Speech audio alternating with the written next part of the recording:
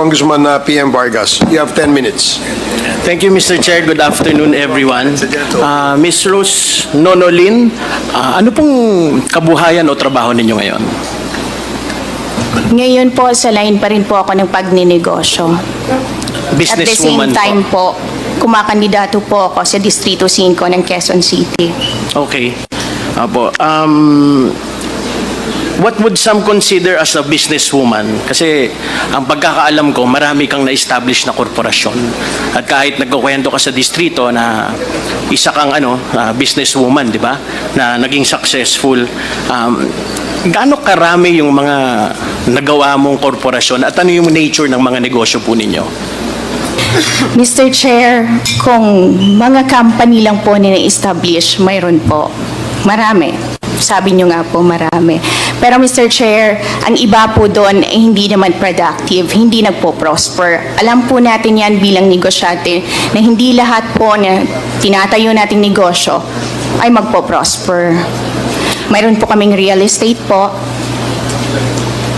Real estate. Meron pa po bang iba maliban sa real estate? Sa ngayon po, nakafocus po kami sa real estate. Okay.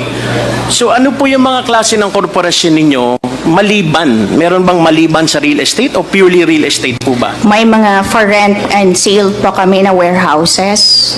Okay. Warehouses na for sale. As a businesswoman, ma'am, could you share with us what would you consider a best practice sa paggawa ng isang negosyo kaya kayo nagtagumpay? Maging totoo ka lang. Gawin mo yung tama. Gawin mo yung tama. Tapos kahit sino namang anuhin mo sa negosyo, kailangan may due diligence kang ginagawa, di ba? Yes po. Kailangan bago ka makipagkasal, kahit kanino sa negosyo, aaralin mo kung sino sila, di ba? Para magawa yon. So dito po, yung ibig ko sabihin dito, kasama yung mga tao na nakakasama mo sa negosyo. Kunyari, are you an incorporator of Pharmaly Biological, sister company ng Pharmaly Pharmaceutical? Mr. Chair, gusto ko lang po i-clarify. Ang Pharmaly Biological at Pharmaly Pharmaceutical ay hindi po yan sister company. Ano po siya? Hindi po. Magkaibang identity po ng dalawang company na yan. Hindi po yan sister company. Kung sasabihin niyo po may interlocking director po siya, ang biological kung saan po ako incorporator, ay nauna po yan na na-incorporate. During lang nga po ng 2022 na Blue Ribbon Committee sa Senate po, saka ko lang nga nalaman na may Pharmaly Pharmaceutical. Na naging part, dun sa biological, naging part kayo. Sa pharmaceutical, Yes po. hindi. Hindi Okay. po. Wala po akong kinalaman po sa pharmaceutical. Hindi rin po ako director at wala rin po akong shares po doon. Okay. Then let's go to the other companies na nakalagay dito sa amin na part ka. So, una lang, itatanong ko, yung Pharmaly Philippine Holdings ay subsidiary ng Pharmaly International Holdings Company. Tama po ba yun? Hindi po. Wala naman pong Pharmaly Holdings po eh. Ang mayroon lang po, Pharmaly Biological at yung isa po ay ang Pharmaly Pharmaceutical. Pero kayo po yung treasurer ng Pharmaly Biological, kung saan pinirmahan nyo yung treasurer's affidavit na nag-certify na at least 25% of the authorized capital stock of the above-mentioned corporation has been subscribed and at least 25% of the subscription in the amount of 10,300,000 pesos has been paid. Tama po ba? Mr. Chair, hindi ko po ngayon dala yung documents ko, company documents namin sa Pharmaly Biological. I'll check po kung ang amount po ba ay 10 million. Kasi ang alam ko po, maliit lang po ang capital niyan kasi magsa-start up pa lang. At failed investment po yan. Failed investment? Yes, Mr. Okay. Chair. Okay. Pero alam po ninyo na ang chairman dito ay si Tony Wang, Hindi po. na wanted sa Taiwan for securities fraud, embezzlement, kanyan. Hindi po po. niya alam yun. Hindi po. At wala po sa biological na Tony Yang. Wala Tony Wang. po. Wang. Oo. Wala po. Okay. Mr. Chair, I would like to manifest that the story here is a certain Wang Mingliang and Tony Wang falsified accounts and financial statements to get Pharmaly listed on the Taiwan Stock Exchange. Notably, and using Pharmaly's listing in Taiwan, Tony Wang set up 3 overseas subsidiaries in 2016, namely Farmback Biological PTE and Farmtech Biological PTE in Singapore. Coincidence yun in terms of the company names. At syempre, maraming nakakilala kay Wang Zuyen at Tony Wang, at makikita naman natin sa balita, tulad ng kanyang ama, wanted din siya sa Taiwan for stock manipulation. Ngayon, i-reiterate ko, at any given time, hindi nyo po siya na-meet or nakilala tungkol dito sa Pharmaly. Tama po? Si Ay, Mr. Chair, Tony sorry. Wang. Hindi po. Hindi. Okay. Sige. So, Mr. Chair, ipapaano ko lang na i-check, pwede niyong ibigay sa amin yung record after nito? Sa biological, Mr. Pag-check. Chair? Sa Yes po, biological. I will po. Thank you. So, we will hold you accountable to that. Thank you, Ms. Rose Lin. In 2021, a known business associate, si Wang Zuyen, kilala po ninyo? Isa po sa mga incorporator ng Pharmaly Ng Biological. Pharmaly. I would like to manifest, Mr. Chair, that in 2021, Wang Zuyen, a known business associate of Ms. Lin, and she just acknowledged it right now, was already wanted in Taiwan for stock manipulation. Nonetheless, in 2022, appointed pa rin siya as president of Pharmaly Pharmaceutical, evidenced by the 2022 GIS of Pharmaly Pharmaceutical. Ang inaano dito, you were also involved. Were you involved with that or will you deny it again? Hindi po ako involved. At saka, Mr. Chair, gusto ko lang i-clarify, sinasabi niyo po is presidente pa rin siya until now ng Pharmaly Pharmaceutical. Not biological. di ba? Not biological. Again po, i-clear ko lang na hindi po ako part, hindi po ako director, wala po akong any shares sa Pharmaly Pharmaceutical. Salamat. Okay. My next question naman is related already to your business associates. Do you know or have you met si Mr. Michael Yang? Yes po. Business partner po. At parehas na Michael Yang na naging economic advisor ni President Duterte, tama po? Tama, Mr. Chair. Siya rin yung chair ng Philippine Full Wind Group of Companies, tama po? Dati po, yes po. Kung saan ikaw, si Gerald Cruz, si Hong Jiang Yang, na kapatid ni Michael Yang ang nag-incorporate, tama po ba? Yes po. Okay. Kasama nyo din dito si Jason Uson at Yukin Zheng na nakabase po sa Davao, tama? Tama, Mr. Chair. Alam po ba ninyo kung ano yung DCLA Plaza, Miss Lin?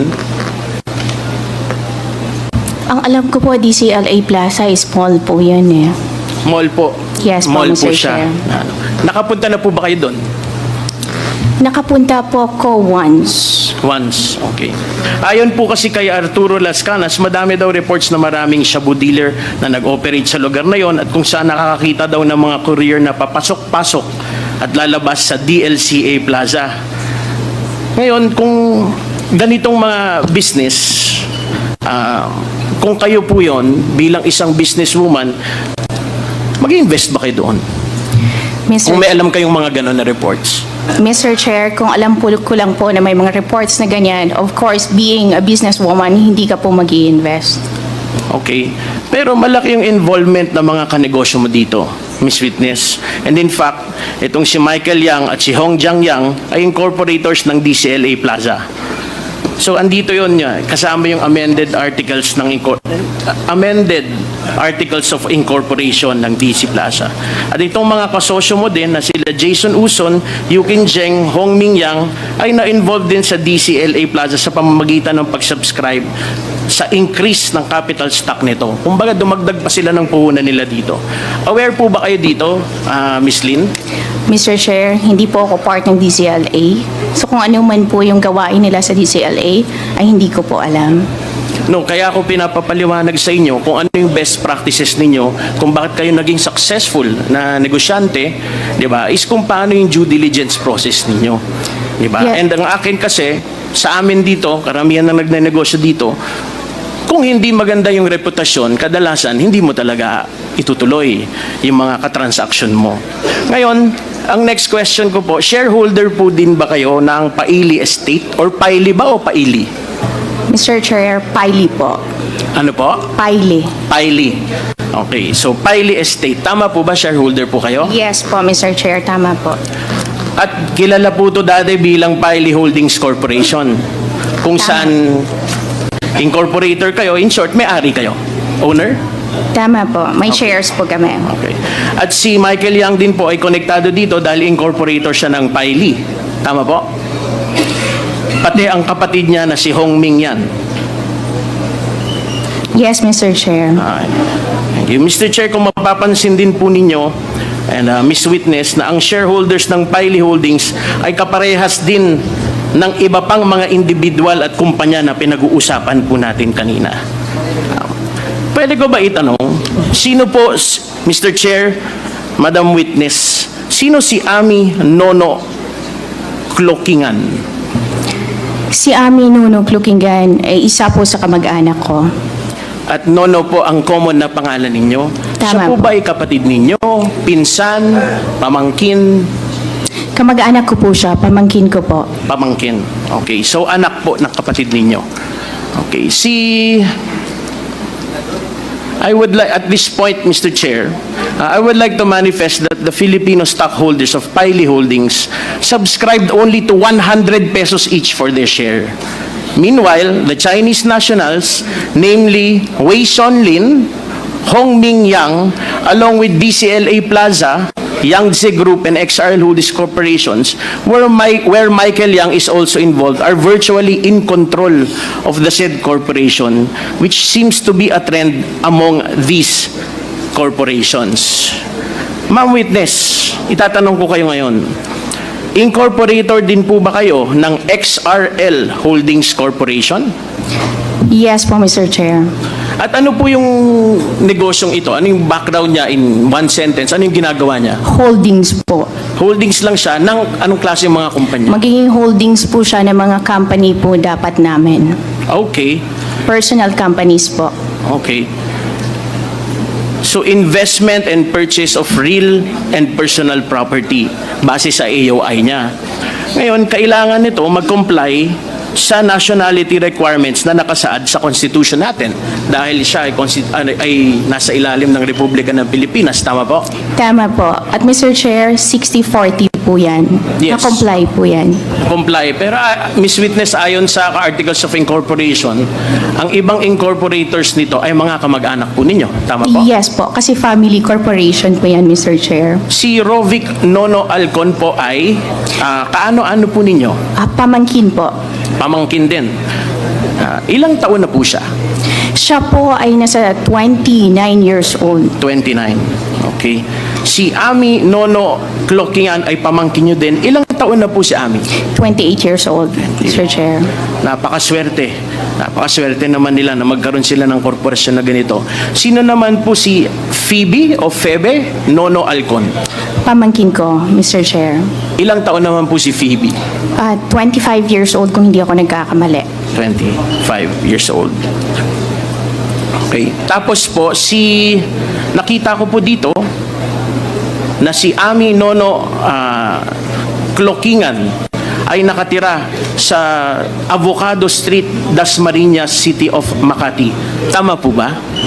Dati po yon nang wala pa po siyang tirahan dito.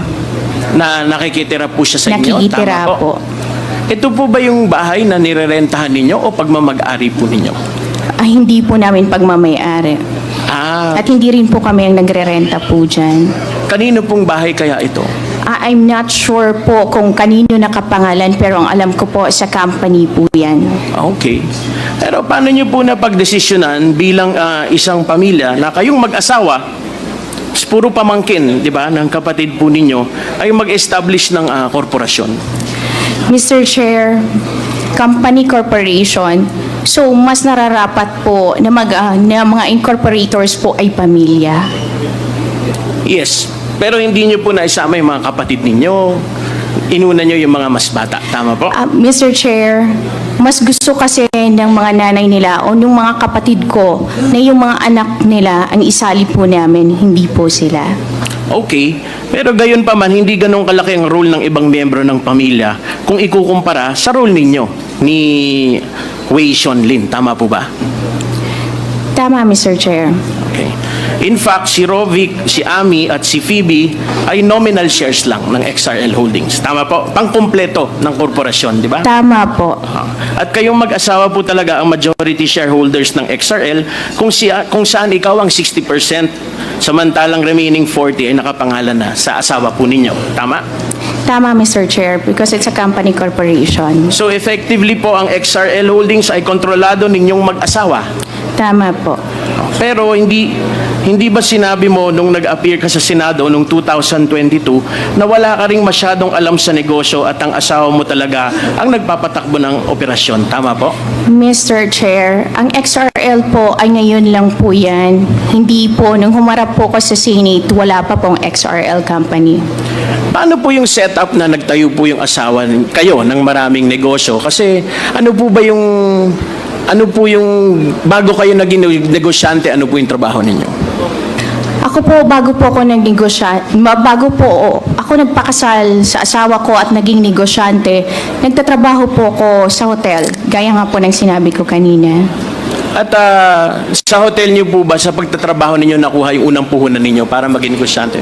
Actually po, bago po ako magtrabaho sa hotel, may mga trabaho pa po ako na iba. So yes po, part po yon ng naging puhunan po. Masasabi niyo po ba nung kailan po kayo ulit kinasal? Yung sinabi niyo kay Mr. Chair, kailan kayo kinasal? Nagkakilala pala, nag-meet ni Mr. 2009 po ng first quarter, 2008, 2009 po kami nagpakasal. 2009. Yes po. Masasabi niyo po ba na karamihan ba ng puhunan, maliit o bahagya, ay nanggaling sa kanya? Mayaman na ba siya nung nagkasal kayo o pareho po kayong ano? Nung nakilala ko po ang asawa ko, mayroon na po siyang pera. Kung ang tanong po ay kung karamihan ng capital po namin ay nanggaling sa kanya, yes po. Okay. Miss Lynn, to recall, karamihan sa close business associates ninyo na mag-asawa ay may kaugnayan kanina ulit sa DCLA Plaza. Tama po? We can say that? Yes, ma'am? Yes, Mr. Chair. And to recall again, Miss Lynn, ayon kay Arturo Las Canas, itong DCLA Plaza kung saan manager si Hong Jiang Yang ay hotspot para sa drug dealers. Tama? Aware kayo dito? I know po, Mr. Chair. Hindi ka aware na merong Hindi drugs po. na dito? At saka ngayon lang naman pong lumabas ng mga ganyang issue regarding po sa drugs. Okay.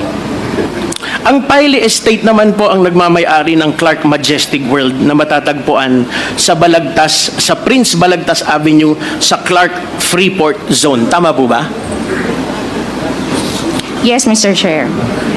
Ito po ba ang Clark Majestic World, Miss Lynn? Tama po, Mr. Chair. Kanino po nabili yung lupa dito sa Clark?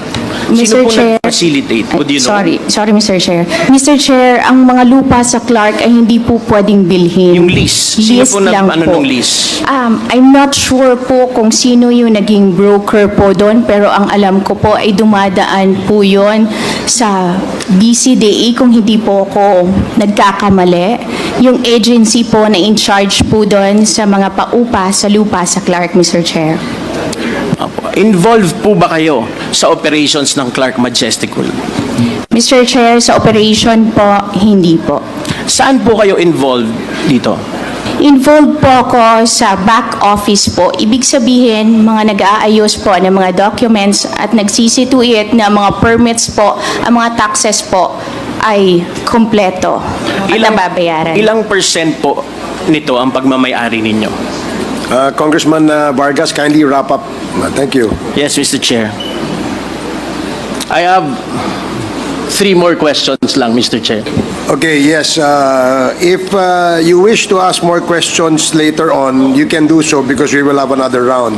We Yes. just have to follow the list that we have as far as interpellators are concerned. Okay, Mr. We Chair. still have a few minutes. Yeah, just a few more minutes po. Maraming salamat. Sige, dahil nagra-wrap up tayo para dun sa second round po natin, ito na lang yung tanong ko, Ms. Lynn. Meron po ba kayong negosyo na Pogo? Mr. Chair, dati po. Dati po. Yes po. Bakit po dati? Dahil pinasara na ni Presidente BBM? Mr. Marcos? Chair, iko-correct ko lang po na bago pa po ipasara, close na po kami ng 2023. Ng 2023. Yes po, Bakit Mr. niyo po Chair. kinlose? Hindi po namin gustong i-close, pero hindi po kami binigyan ng license to operate. So, we cannot operate po pag wala po kaming license kasi magiging illegal po kami, Mr. Chair. Bakit po ayaw niyong i-close? Maganda ba yung negosyo? Sorry, ayaw namin i-close. Sabi niyo, hindi niyo sana gusto i-close. Yes po, Opo. kasi negosyo po yun. Ang Negosyo. negosyo ay kumikita, so bakit po natin isasara? Okay, kung masama po yung nagiging epekto or may mga nangyayaring masama, itutuloy niyo po ba yun o hindi? Mr. Chair, ang POGO naman po ay legalized. Kung mayroon pong masama na involvement ang POGO, marami po tayong government agencies na in charge po doon na dapat po yun po yung nag-check. Sila po yung dapat na nakakaalam. So, ilan po yung magagandang Pogo niyo noon? Ang POGO po namin, we only have one master license po, Mr. Chair. Pero ang location ay isa lang. Isa lang po ang location sa master license. Okay. With that, Mr. Chair, I concede until the next round and thank you for the opportunity to ask the questions. Thank you, Congressman